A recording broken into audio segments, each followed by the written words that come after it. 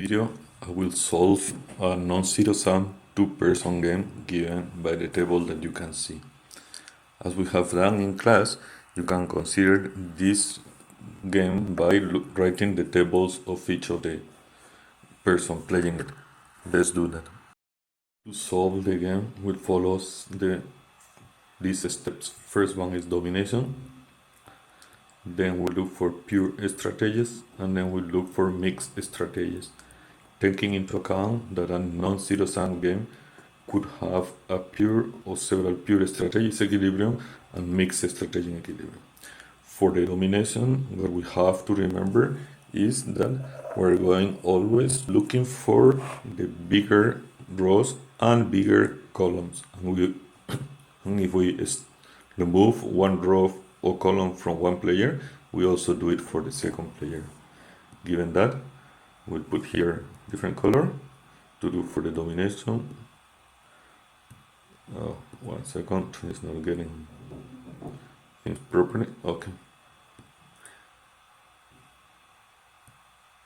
And then consider the first player. For the first player, we have that the first row, which is a strategy A1, is smaller than strategy A3, given that 0 is less than 4, 2 is less than 3, minus 1 is less than 1. So we remove the first row here and also the first row in this one. Now 2 is less than 4 here, 1 is less than 3 by 2, but 2 is bigger than 1, so there is no more domination. If we look at the columns and remember, for a non-zero sum, we have always to look for the bigger. We have 1 is less than 2, 2 is less than minus 1, so the first column is less than or equal to the second, so we remove the smaller one. And then we have 2 is bigger than minus 1, but minus 1 is less than 2, so we're down with the domination. Except that I forgot to remove the first column here. Sorry, I have used a different color on the pencil, but that's okay. Player 1 is left with this matrix. Player 2 is left with the matrix 2, minus 1, minus 1, 2.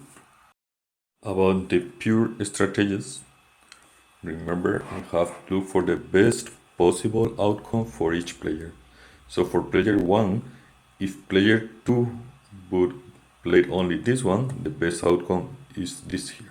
If player 2 sticks to this strategy, then the best outcome of player 1 is this.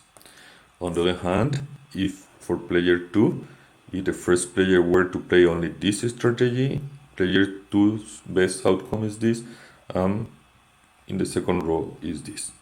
So we have not the numbers underlying in the same position, because here we have in the first row, second column, second row, first column, and here we have the other two, so therefore there is no pure strategies equilibrium.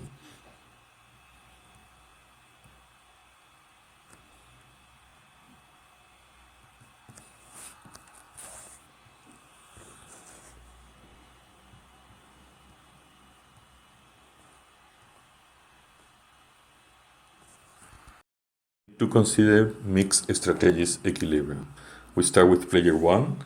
Here is the matrix for player 1, and it will play the first strategy with probability p and then 1 minus p. So that means for the first player, the first value is equals to 1 times p plus 3 times 1 minus p, which is equals to 3 minus 2p. And the value of the second, if the second player were to play only this, will be 2p plus 1 minus p, which becomes 1 plus p.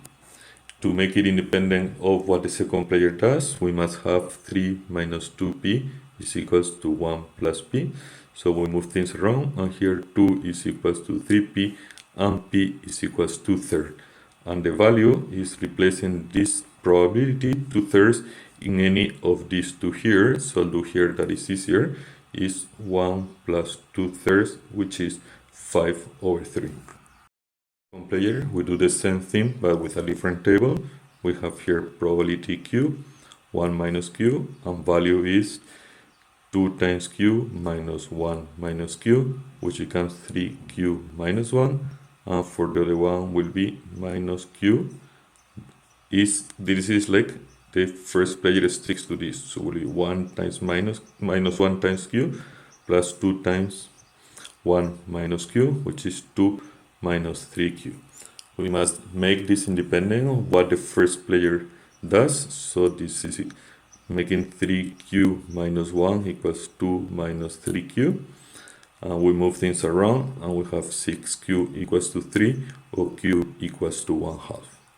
Value of the game, for example, replacing here, we have 3 times 1/2 minus 1, which is 1/2. And therefore, how we have to write the result, we say player 1 plays the first strategy, meaning this one here, this strategy here, but this corresponds to here, the second row, because we have removed the first row. And here the same also, we have removed the first column. So player 1 plays a2 with probability 2/3 or 2 out of 3 times, and a3 with probability 1/3 and gains whatever the value of the game was, which is here 5/3. For player 2, remember we have removed the first column, so there is no strategy b1, so player 2 plays b2 with probability 1/2 and b3 with probability 1/2. So this is like tossing a coin, sometimes heads, sometimes tails. Each of the outcomes, head and tails, is equally probable, so each of them will come approximately half of the times. But if you play it 1,000 times, you don't know. You may come 500 heads and 500 tails, or 490 and 510. The question is the probability. And gains